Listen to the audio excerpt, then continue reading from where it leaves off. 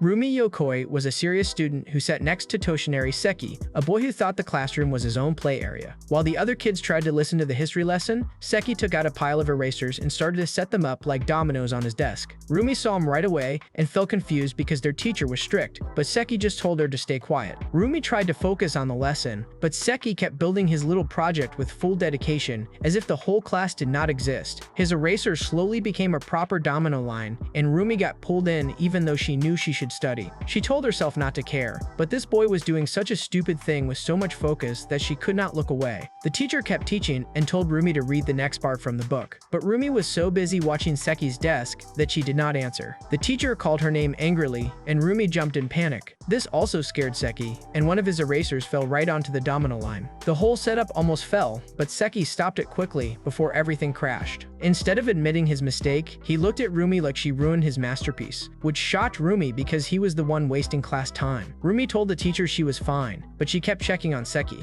After a few minutes, she saw that Seki had finished a massive eraser domino structure. He looked tired, like he had really worked hard, but Rumi still did not understand the point of all this. Then she noticed something even worse. Seki had put fireworks at the end of the domino line. Rumi panicked because this idiot looked ready to set off fireworks inside the class. She wanted to stop him, but Seki had already started the chain. The erasers fell one after another, and Rumi watched in fear as the line got close to the fireworks. She thought the fireworks were going to explode, but then she realized the whole explosion was only happening inside Seki's imagination. Nothing really happened, so Rumi breathed out in relief and dropped her head on the desk. The teacher noticed her strange behavior again and scolded her for not paying attention. Rumi finally tried to expose Seki and explained that he had distracted her the whole time with his domino game. But when the teacher looked over, Seki had already hidden every eraser like a professional criminal. Rumi was left looking guilty while Seki got away clean, and she realized she had spent the whole lesson stuck in his pointless desk game.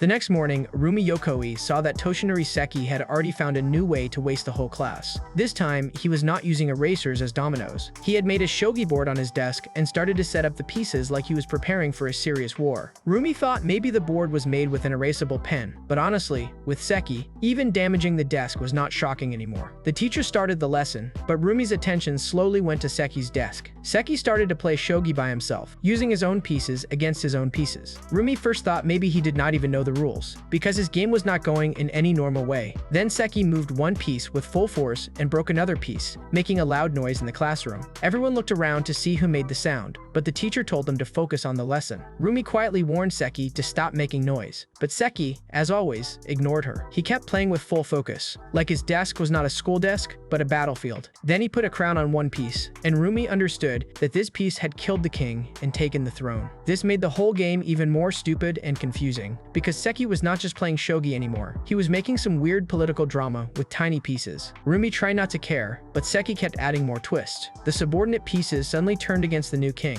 and Rumi started to think what kind of messed up story he was making. Then Seki activated a hidden trap on the board, which shocked Rumi because he had really modified his desk to play this game in class. Seki gave a sly smile, and Rumi saw that the trap changed some enemies into allies. But the situation changed again. The king got surrounded by enemy pieces, and Rumi started to worry for him, even though it was not even her game. Seki made the king run away, but the other pieces got trapped. Rumi got so invested that she completely forgot she should be studying. At this point, she was not just watching Seki's nonsense. She was emotionally involved in his fake shogi war. Rumi could not stop herself anymore. She wanted to save the king, so she shot her eraser at one of Seki's pieces. Her eraser hit the piece and knocked it out of Seki's hand, then the piece flew out the window. Seki slowly looked at Rumi with anger because she had ruined his game, while Rumi realized she had again become part of his class time madness. The next day, Rumi tried to focus on English class while the teacher wrote on the board. Everyone was taking notes, and for the first time, Rumi saw that Seki was moving his hand like he was really writing. She was surprised because this would mean Seki had finally decided to act like a normal student. But when she looked closer, she saw that this boy was not copying notes. He was cleaning his desk with a cloth, like the desk was some precious family treasure. Rumi understood that Seki loved his desk because this was the place where he played all his stupid games instead of studying. Then, Seki took out a full desk cleaning cleaning kit, which made Rumi even more confused. He started to fill the holes and scratches in his desk with some cement-like material, like he was repairing a damaged road in the middle of class. After that, Seki used a scraper to remove the extra material. Small fragments flew toward Rumi, who was again watching him instead of the board. She quickly avoided them, but the classmate sitting above Seki also got covered in the polishing stuff. Seki did not care at all and kept working. Like this was a professional job. He added wax, took out a brush, and started to polish the desk with full focus. After a few minutes, Seki finally finished, and his desk was so shiny that sunlight started to reflect from it. Rumi was shocked because the desk now looked like a mirror. Seki could even see his face in it, and he looked very satisfied with his work. Rumi thought, how could any normal person polish a school desk this clean?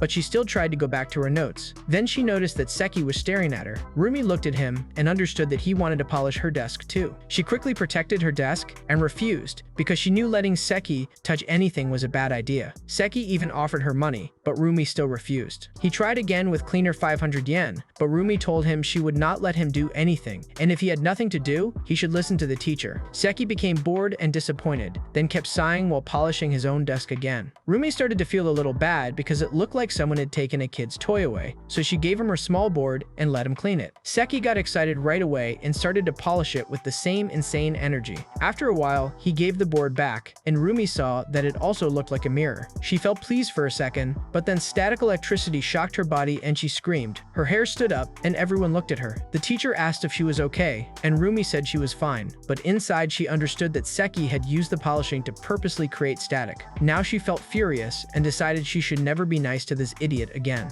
The next morning class started as usual, and everyone tried to pay attention to the lesson. But Seki took a go board out of his bag and started to set it up on his desk, like this was a normal thing to do during class. Rumi was surprised to see him, because everyone else was studying, while Seki was already busy with another useless activity. Still, this time she felt a little safe because she did not know the rules of Go, so she thought maybe now she could ignore him and focus on the lecture. At first Seki stayed quiet, so Rumi tried to keep her attention on the teacher, but her curiosity pulled her in again. She looked over and saw Seki using the Go pieces to make a bear and a rabbit shape. Rumi got confused because she did not know what Go was really like, so for a second she thought maybe this was actually part of the game. Then Seki started to make the bear and rabbit fight each other on the board. Rumi got even more confused because she still did not know the rules, and Seki was acting so serious that even his nonsense started to look real. She told herself not to care, but the little stone fight kept getting stranger. When the teacher told everyone to take notes, Rumi quickly looked at her notebook, but instead of writing the lesson, she accidentally drew the bear and rabbit battle. Rumi got frustrated because she knew this was Seki's fault. She was ready to study, but this boy had turned a quiet Go board into an animal fight show. Then Seki started to do something else, and Rumi could not stop herself from watching again. This time he mixed the bear and rabbit together to make a strange creature. Rumi was shocked because the game had somehow become even more dumb. Seki used this mixed bear-rabbit creature to keep the fight going. Rumi also started to imagine the battle with him, and now it looked like the creature was fighting its own ego. She noticed that Seki was making the white pieces lose on purpose, which made her worry for them, even though they were just Go pieces on the desk. Suddenly the teacher scolded Rumi again for losing focus. Rumi tried to defend herself and said that Seki was the one distracting her, but when she pointed at him, Seki had already hidden all the Go stones before the teacher noticed. Rumi still thought she had proof, so she showed her notebook to the teacher, but her notebook only had drawings of the bear and rabbit fight, which made her look like the one wasting time. The teacher got angry, and Rumi realized that Seki got away again, while she got all the blame. The next morning, Rumi had chemistry class, and this time, she hoped for a normal lesson. But then she saw Seki take out a carving knife, which already meant the class was going to be useless again. Seki started to engrave letters on an eraser, then pressed it on an ink pad to make a stamp. He looked proud of himself, while Rumi thought this was another pointless thing he chose to do instead of studying. Then Rumi noticed that Seki was suddenly hiding the stamp. This time, the problem was not the teacher, it was Uzawa, the bored boy who sat near him. Uzawa was the kind of person who picked up anything interesting just because he had nothing better to do. Rumi felt a little relief because if Uzawa was near Seki, maybe Seki would finally stay quiet and focus on class like a normal student. But her hope ended quickly. Seki started carving again and turned the eraser into a long, neat stamp. Rumi got pulled in again because Seki worked like a professional sculptor, even though he was just wasting school supplies in the middle of class. When Seki was focused, he noticed his carving knife was missing. Uzawa had picked it up without asking because this boy had no sense of personal space. Uzawa looked at Seki's things with light interest, then grabbed Seki's hand. He pressed Seki's fingers on the ink pad and stamped them on his own notebook, like he was marking Seki as a suspect in some fake detective game. Seki could not do anything and just looked helpless, but Uzawa got bored almost right away and stopped caring. Seki felt annoyed, but then he took out another eraser. Rumi saw that this was not a normal eraser. It was actually a small hidden case, made to store his stamp. After putting the stamp inside, Seki closed it and made it look like an ordinary eraser again. Rumi was impressed because the design was stupid, but in a strange way also smart. Seki looked very pleased, like he had created something important. Then the teacher told everyone that the notes written on the board would be on the test. Rumi and Uzawa quickly started writing because now the lesson really mattered. But Seki was still sitting there, admiring his hidden stamp case. While writing, Uzawa made a mistake and without thinking picked up Seki's eraser. Before Seki or Rumi could stop him, Uzawa used it hard and the eraser case broke along with the stamp inside. Seki froze in shock, while Uzawa still did not care and kept taking notes. Rumi felt bad because Seki looked like his soul had been crushed. But then the teacher erased the board, and Rumi realized she had not finished copying the notes. Once again, Seki's nonsense had ruined her class, even though this time Seki himself lost the most. The next morning, the teacher told the class that today would be a disaster evacuation drill. Rumi thought maybe this would finally be hard for Seki, because someone so unserious could not handle a serious school activity. But then she looked next to her and saw Seki already playing with small robot models on his desk. This time, he was not making them fight. He had made them into a robot family, with a father, mother, and child. Rumi was surprised because boys usually make robots fight each other, but Seki was making them live like a peaceful family. The little robot family started to have a normal day on his desk, and Rumi got curious again. She knew she should ignore him, but Seki had built another tiny world right next to her, so her focus slowly left the classroom. Suddenly, the earthquake alarm rang, and everyone hid under their desks for the drill. Seki stayed calm, like nothing serious was happening. Rumi first thought he was not taking the drill seriously, but then she noticed something. Seki had also hidden his robot family under the desk. Rumi understood that even if Seki looked careless himself, he was giving his robot family proper disaster training, which was stupid, but in a strange way also responsible. After that, everyone had to evacuate outside. While leaving the classroom, Seki carried his robots on his back, and Rumi started to imagine the robot family as really happy and safe. She thought it would be good if Seki could also behave properly like his robots. While everyone gathered in the schoolyard, Rumi was still watching the robot family, and their little peaceful setup made her feel relaxed. But then, Seki ruined it. He accidentally kicked the robots like they were just toys, and Rumi got annoyed right away. Seki suddenly noticed his robot family was gone, and for the first time he looked worried. But the truth was, Rumi had taken them. She felt Seki did not deserve to keep them because he had trained them so seriously, then carelessly kicked them without thinking. After the drill ended, everyone went back to the classroom. Seki looked at Rumi, clearly hoping she would give his robots back. But Rumi did not return them.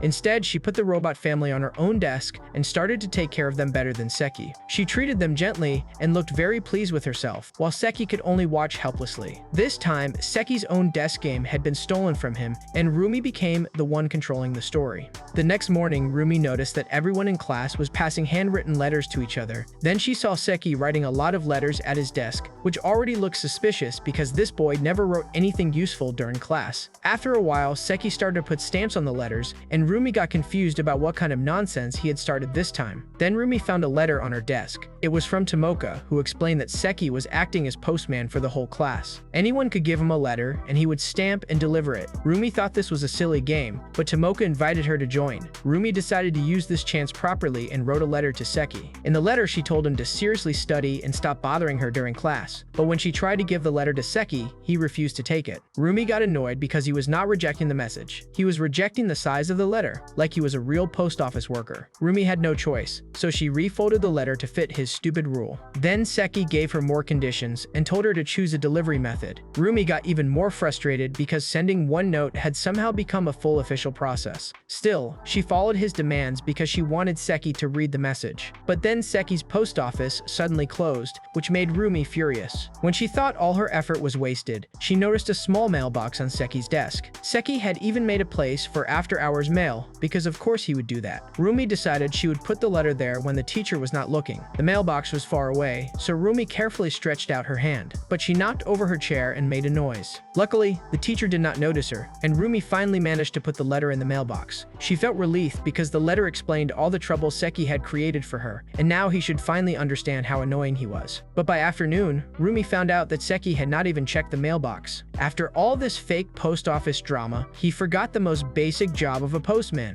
Rumi got so angry that she decided to deliver the letter herself. She put it in Seki's shoe drawer so he would find it later. But someone saw Rumi secretly putting the letter there and completely misunderstood the situation. Instead of thinking Rumi was complaining about Seki, the classmate assumed she liked him. Rumi only wanted to stop Seki's nonsense, but now his fake post office had also created a fake romance problem for her. The next morning, Rumi saw that Seki was playing Shogi again, and at first she felt safe because she thought she already understood his Shogi nonsense. She was sure she would not get curious this time and could finally focus on class. But then Seki started to make a small piece fight against the whole army of pieces, and Rumi got pulled in again right away because his game already looked strange. Then Seki added a princess piece, even though Rumi knew there was no princess in normal Shogi. He put the princess with a pawn, and they looked like they were running away together. The king started to chase them, so Rumi understood that Seki had turned the game into a love story. In her mind, the princess and pawn loved each other, but the king refused to accept it, so they escaped together. Rumi tried not to care, but the story got very interesting. Seki attacked the pawn and showed him as injured. The princess protected him, and Rumi got even more invested. Then Seki made them husband and wife, which gave the pawn new power to fight the enemy. For a moment, Rumi felt happy for them, but Seki quickly ruined it because the princess was captured. After that, the enemy pieces started to hurt the pawn, and Rumi felt heartbreak like this was an actual drama, not a dumb desk game. She told herself she should stop watching, but then she saw another piece near her feet. In her imagination, this piece became the pawn's father, who had been brainwashed and forced to fight his own son. Now Rumi felt she had to save them. She tried to bring the father piece back to the battlefield, but Seki blocked her with his book. Rumi got annoyed because she only wanted to save the pawn and princess, while Seki acted like he was protecting some serious war plan. Then the teacher suddenly told Seki to read from the book. Rumi understood this was her chance because Seki would have to look away from his game. But Seki was not careless. He had already put many pieces like a wall, so Rumi could not interfere. Rumi saw this and understood that he had already prepared for her move, but she still did not give up. She shot the father piece toward the board, broke Seki's wall, and saved the pawn and princess from the enemy. Rumi felt satisfied because she had changed the ending herself, but now Seki did not know which page to read, so Rumi had to remind him. In the end, she saved his fake Shogi couple and still rescued the same idiot from trouble in class.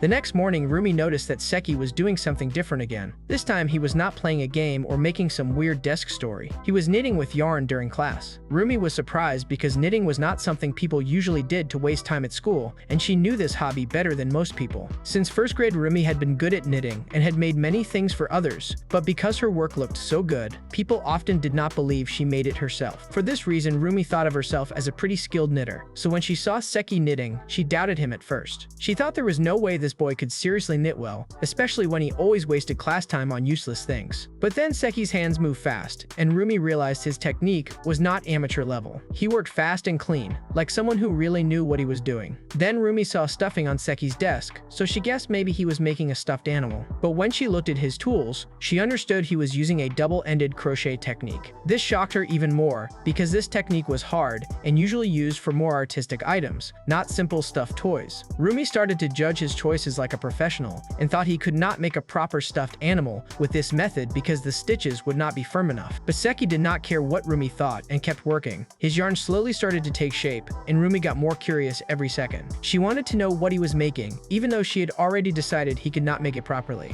Then Seki finally finished, and the result was not a stuffed animal. It was a small cactus. At first it looked simple, but Rumi could not look away from it. The cactus was soft, cute, and in a strange way, looked real, because Seki had used the technique that way. In Rumi's mind, it looked like the cactus was standing alone in the middle of a desert. She did not want to admit it, but Seki had made something better than she expected. Rumi, who was proud of her knitting skill, felt like she had lost to him. She wanted to go close and touch the cactus, maybe even hug it because it looked so good. But as soon as she reached out her hand, Seki suddenly pulled the yarn and unraveled the whole cactus. Rumi froze in shock because he destroyed his own creation like it had no value. She got upset and told him to make it again. Seki did not answer and sat there nervously because he also understood that Rumi looked seriously scary when she was angry. The next morning, Rumi's class had an art lesson, and everyone gathered in the art room. A girl named Sakura sat behind Rumi and quietly watched her. Sakura wanted to be friends with Rumi because she thought Rumi was a girl who cared about others, but they had never really talked before, so she did not know how to start.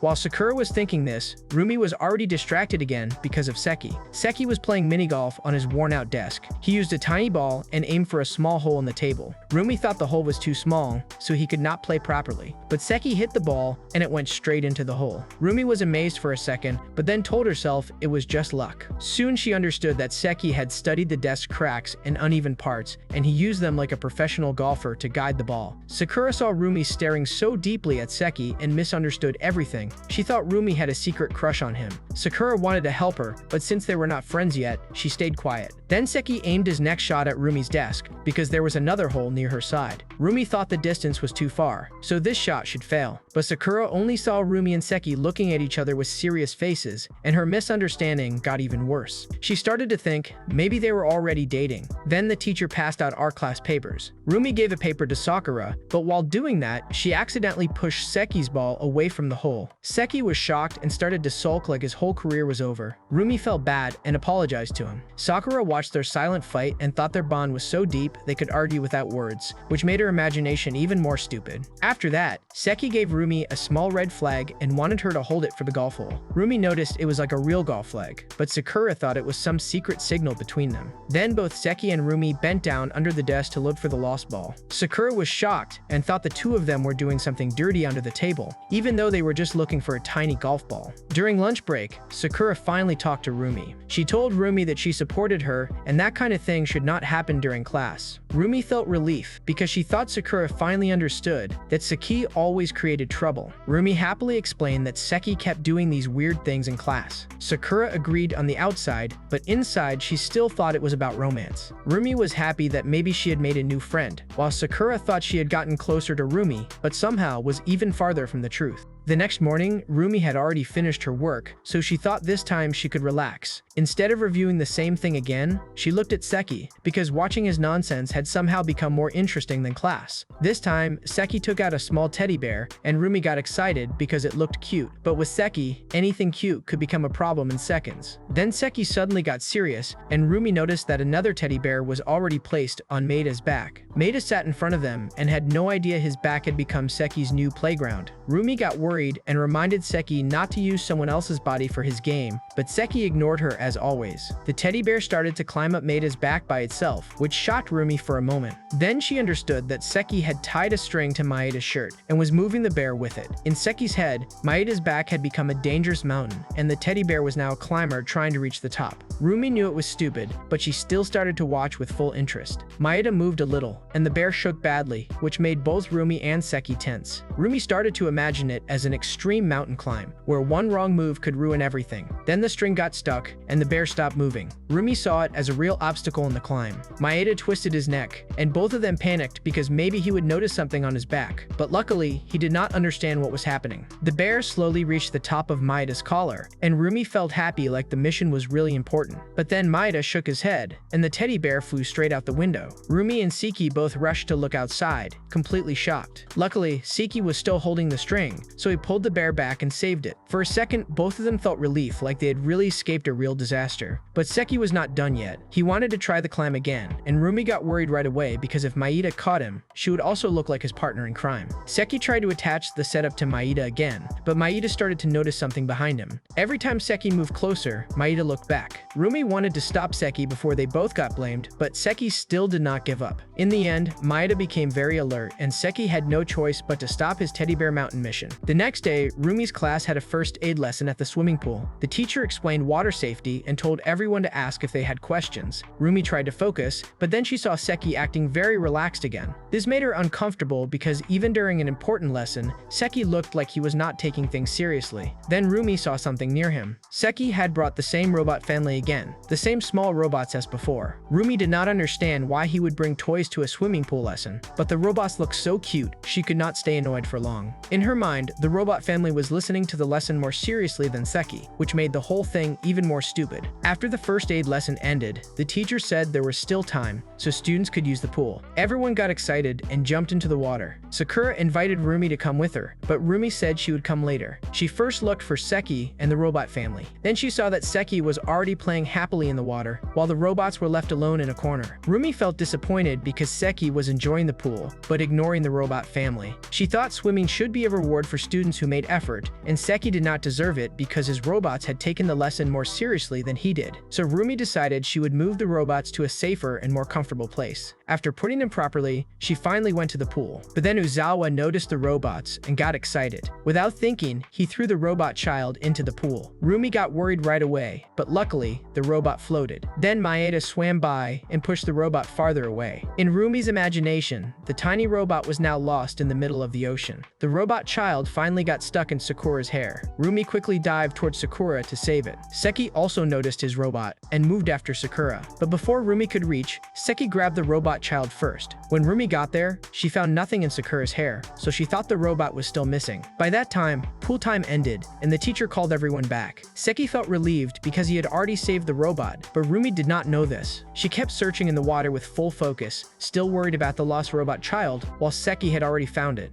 The next morning, Rumi got ready to eat lunch, and this time hoped for a normal break. Then she saw Seki's bento box and got excited because it looked very cute. But before she could properly enjoy it, Seki had already eaten most of it. Rumi was shocked because his way of eating looked very ruthless, even though she knew food was meant to be eaten. Still, she tried to ignore him and focus on her own lunch. Then she noticed Seki still had a lot of octopus-shaped sausages left. Rumi got confused because he seemed to be eating only that one dish. At first she just watched quietly, but then Seki started to connect the octopus sausages together, like they were trying to save their friend. Rumi's imagination quickly turned it into a sad little story, where the octopuses were helping each other survive. But Seki did not care about her imaginary tragedy. He kept piercing them and eating them, which made Rumi feel like he was a cruel giant destroying helpless octopus people. She knew it was just lunch, but after seeing Seki's little setup, she could not look at the sausages as normal food. Then, a stronger-looking octopus sausage appeared, and Rumi saw it as the hero of the group. In her mind, this brave octopus had come to save the others from Seki. For a second, she hoped it could fight back, but Seki ate it just as easily. Rumi felt uncomfortable because the hero lost without even a real fight. Suddenly, Seki started to choke on his food. Rumi saw this as punishment for what he did to the octopuses, and a dark smile started to appear on her face. The girl sitting near her noticed her strange expression and asked if something was wrong. Rumi did not know how to explain that she was mentally watching a war between Seki and the octopus sausages, so she said nothing. She realized again that she had given too much attention to Seki's nonsense. After a while, Seki stopped eating the octopuses. Rumi felt relief because 4 of them were still left, and she thought maybe they would survive. But then Seki gave them to his classmates, and they ate them too. Rumi was shocked because even the last survivors were gone. She felt sad for the octopuses, but now there was nothing she could do.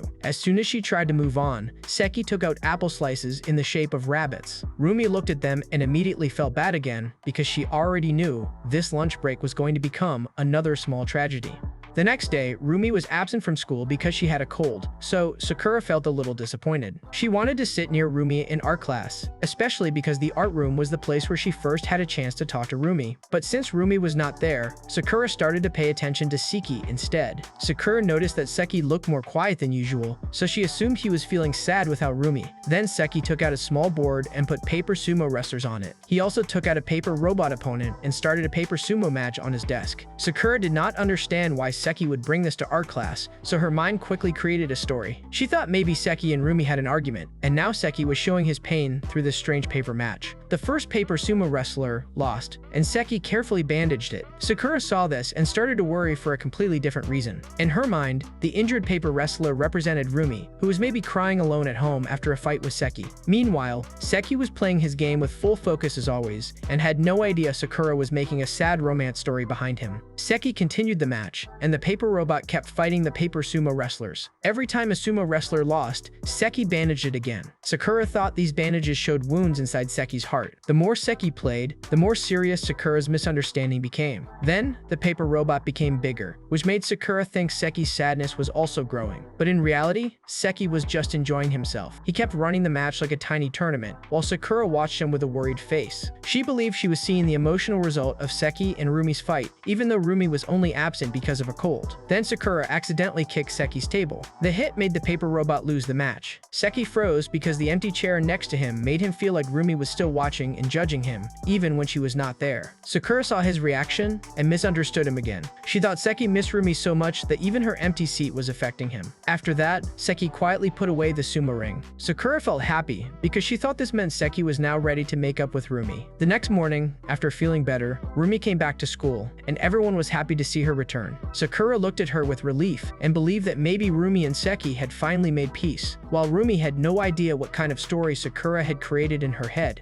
Rumi's class went to the audiovisual room for an important lesson, and everyone had to watch an educational video. Seeing the room setup, Rumi felt a little hope because this type of lesson should be hard for Seki to ruin, but then she saw him still playing shogi at his seat. A moment later, he also took out chess pieces, and Rumi got confused because the rules of shogi and chess were not even the same. Seki set up both sides on his desk like he was about to start a serious match between Japanese shogi and Western chess. Rumi thought this game should be impossible, but Seki already looked ready to make his own rules. Then the lesson started, and the room became dark so everyone could focus on the video. Rumi felt relief because now Seki should not be able to play, but then she noticed the shogi pieces were falling one after another. Seki was playing even in the dark. Rumi understood that the chess pieces had the advantage because they were black and hard to see, while the shogi pieces were being attacked and did not even know where the enemy was. In her mind, it looked like silent killers were finishing the shogi pieces, and she felt uncomfortable because Seki was clearly making the match unfair. Rumi wanted to help the shogi pieces, so she reached for her eraser, but the room was so dark she could not aim. If she did nothing, the shogi side would completely lose. Then she saw some fallen shogi pieces on the floor. As soon as Seki got ready to finish the last piece, he suddenly saw the defeated shogi pieces back on his board. He was shocked because he had no idea how they came back. The truth was that Rumi had secretly picked them up and put them back on his desk. Seki got scared and threw the pieces away again, but Rumi quietly put them back again. Every time he thought he had removed them, they came back on the board. Seki started to think the pieces were haunted, and in the dark room, his fear got even worse. Finally, Seki gave up. He put away the whole game and started to pray because he thought the ghost of the shogi pieces was punishing him. Rumi felt pleased because she had finally scared him enough to make him stop his unfair game. But when she tried to go back to her seat, she realized her skirt was stuck under Seki's chair. Now she could not move, and her little revenge had trapped her with the same idiot she was trying to punish. The next morning, Rumi saw that Seki was doing something again, while the teacher continued the lesson. This time, Seki covered his eyes with a blindfold and took out the pieces for Fukuwarai, which was a game where the player placed facial parts on a blank face without looking. Rumi watched him because she already knew Seki never did anything in a normal way. Seki started to place the parts on the face, but the result looked completely wrong. The eyes, nose, and mouth were placed so badly that Rumi could not stop herself and laughed. Unfortunately, everyone heard her voice. Rumi quickly lowered her head in embarrassment, but luckily the teacher did not punish her. In her mind, she blamed Seki because once again he had dragged her into trouble without even trying. Still, Rumi kept watching because she was curious. Then Seki tried again, and this time he placed the face parts perfectly. Rumi was amazed because she did not expect him to be that good while blindfolded. Then Seki changed the game and started to make a new hairstyle for the face, but the hairstyle looked so bad that Rumi disliked it right away. Suddenly, the teacher erased the board, so Rumi had to quickly start copying notes. But while she was writing, Seki kept arranging the pieces. When Rumi looked again, she found out he had created a whole family. She understood that Seki was not just playing Fukuwarai now. He was making another weird death story with faces and family members. The child's face looked strangely mature, but Seki made the child stand up, and Rumi started to see it as a happy family scene. Then Seki kept changing the pieces, and in Rumi's imagination, the child started to grow up. She felt like she was looking at a family memory album, where the child slowly went through life. Soon the child started going to school, but Rumi noticed he was slowly moving away from his parents. Then Seki made the child look like a delinquent student, which shocked Rumi. She felt bad because the happy family was starting to break. She wanted to fix it, so she rolled her book and tried to blow air at the pieces, hoping the child would move closer to the parents. But when Rumi blew, the air hit Seki's hand instead of the pieces. Seki got startled because he felt air while blindfolded. Rumi quickly acted like she had done nothing and went back to her seat. Luckily, Seki did not realize she had interfered. He removed the blindfold and brought the family together again to finish the story. Rumi felt relieved because at least this time, Seki's strange little family got a happy ending. The next morning, the teacher gave materials to the class, but Rumi and Seki did not get their own copies, so they had to share one copy. Their desks were put close together, and Rumi got nervous right away because having Seki so close usually meant trouble. But then she noticed that Seki looked annoyed. His desk space was blocked, so he could not easily take out his usual toys. Rumi felt happy because she thought she had finally found Seki's weakness. But Seki did not stay helpless for long. He opened his pencil case, and Rumi saw that he had hidden the deck of cards inside. Seki started a card trick right next to her. He made Rumi choose the ace of diamonds, then shuffled the deck and found exactly that card. Rumi felt helpless because he had turned the shared class printout into a magic show. Seki looked pleased with himself, and Rumi recognized this confident magician face. He wanted Rumi to react, but Rumi refused to fall into his trap. He kept trying to make her choose a card again, but she ignored him and focused on the lesson. She told herself that no matter how many tricks Seki did, she would not watch him. Then Rumi suddenly saw the ace of diamonds under the class materials. She was shocked because she had no idea when Seki put it there. For a second, her curiosity grew, but she quickly pushed it down and decided to keep studying. She crumpled the card to show she was not playing with him. But then she saw the ace of diamonds stuck on Maida's pants. Rumi got confused because she had already crumpled that card, so she did not understand how it appeared there. Seki kept pushing her to watch the trick, but Rumi tried to stay calm. She told herself the whole trick was stupid because maybe he just had two ace of diamonds cards. Rumi thought she had figured him out, but Seki opened the crumpled card. Instead of the ace of diamonds, it had become the six of spades. Before Rumi could process this, Seki took the ace of diamonds out of his mouth. This finally shocked her because the trick did not make sense even with her explanation. By the time Rumi realized she had been pulled into Seki's magic show, the lesson was already over. Seki had successfully gotten the reaction he wanted, while Rumi was left annoyed because simply sharing a printout had somehow turned into another full class period wasted on his nonsense. The next morning, Seki looked like he was seriously studying, but Rumi quickly understood this was another trap. He was not reading the textbook like a normal student. He was using it to make a flip book. Rumi got curious because she had never seen Seki draw properly, so she thought maybe he was secretly good at art. At first, Rumi thought Seki was making a simple moving picture, but then she noticed he was also writing. This confused her because in a flip book, the words would move so fast they could not be read. Then she understood that Seki was writing and drawing page after page, and just seeing the amount of his work made Rumi feel tired. She knew she should focus on class, but Seki's project looked too serious to ignore. After finishing the pages, Seki took out a recorder and started to record his voice. Rumi was surprised because now he was not just making a flip book. He was also adding audio, like he was trying to make a small anime by himself. She started to see him as a voice actor and animator, even though he was still wasting class time inside the textbook. Seki recorded different sounds and kept working with full focus. Rumi noticed he looked strangely professional, which made her even more curious about the final result. But when Seki finished, he packed everything in his bag and did not show anything. This left Rumi frustrated because she had watched the whole process but still could not see what he had made. During lunch break, Rumi could not stop herself anymore. She secretly came back to the classroom and checked Seki's bag. She found the flipbook and the recorded audio, then put on the audio set and started to watch it properly. When she flipped the pages, the sounds matched the drawings. There were footsteps, birds, and other effects, and Rumi was surprised because the whole thing felt more complete than she expected. Then she heard singing, and she felt relief because it was not Seki's voice. The sound and images started to pull her into the small world Seki had made, and for a moment, Rumi got excited. She thought his flipbook was actually impressive and in a strange way, realistic. But then the ending ruined everything. The recording suddenly turned into an advertisement for a model shop. Rumi saw the Tamaya model shop stamp at the end of the flipbook and understood this was not some deep artistic project. It was basically a weird handmade commercial. She felt stupid for getting so invested, but then she wondered who had done the adult male voice at the end. It turned out Seki had made the model shop owner record that part. The next morning, Rumi was called to the teacher's room. Her teacher told her that her studies had dropped lately, which shocked her, but she already knew the real reason. It was Seki and his non-stop desk nonsense. Still, she could not simply explain everything because that would also mean admitting she kept watching him during class. Then Rumi heard the teachers talking about a surprise belongings inspection. Hearing this, she immediately got happy because she thought Seki would finally get caught with all his toys. If the teacher found his stuff, maybe Seki would stop fooling around, and Rumi could finally focus on her studies like a normal student. Later in class, Rumi saw Seki take out the robot family again. He had also brought small bags for them, like they were going on a picnic. At first, Rumi thought it was cute, but then she remembered the inspection. If the teacher found the robots, they might be taken away, and thinking this suddenly made her worried. She wanted Seki to get caught, but not at the cost of the robot family. The teacher announced the bag check, and everyone got nervous. Rumi quickly warned Seki to hide the robots, but Seki acted like the robot family was also waiting to have their belongings checked, which made Rumi even more anxious. Then Seki finally took out a box and threw the things he needed to hide out the window with a string. Rumi felt relieved for a second, but then saw the robots were still sitting there. Time was almost up. Seki hid the mother and child robots in his bento box, but one robot was still outside. Rumi panicked because the teacher was already near Seki's desk. When she thought Seki was finished, the teacher checked his bag and found nothing wrong. It turned out Seki had hidden the remaining robot behind his chair, where Rumi could see it but the teacher could not. Then the teacher checked Rumi's bag instead and found a music CD she had borrowed from Tomoka. Rumi was shocked because she had been so focused on saving Seki's robots that she forgot her own problem. The teacher confiscated the CD, and Rumi had to write a self-reflection.